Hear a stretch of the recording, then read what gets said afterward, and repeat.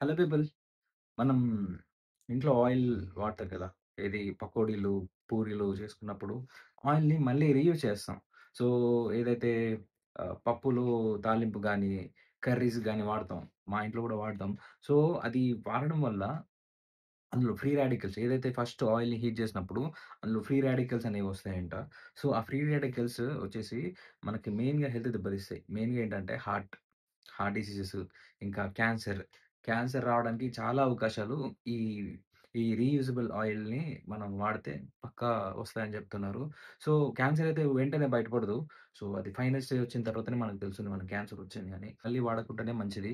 So, better suggestion ఏంటంటే మనం air fryers ఉంటాయి గదా! ఎయిర్ ఫ్రైయర్ మంచిదని చెప్పట్లేదు. సో, ఎయిర్ ఫ్రైయర్‌లో తక్కువ ఆయిల్ ఏసుకొని వాడుకోవచ్చు. సో, టేస్ట్ బానే ఉంటుంది. సో, నేను ఈ మధ్య టెస్ట్ చేశాను. ఆయిల్ వేయకపోతే టేస్ట్ బాగుండదు. కొంచెం ఆయిల్ ఏసుకోండి బానే ఉంటది. డీప్ ఫ్రై చేసుకొని తినడానికంటే ఎయిర్ ఫ్రైయర్‌లో బెటర్ అని చెప్పొచ్చు. ఇంకోటేంటంటే మనం ఇంట్లో ఆయిల్‌నే రీయూజబుల్ చేయొద్దు అంటున్నాం. అలాంటిది బయట ఆయిల్ అది అది మీకే వదిలేస్తున్నాను. మనం బయట ఫుడ్ ఎంత మంచిదో. Take care of your family. Thanks for watching. Have a good day. By.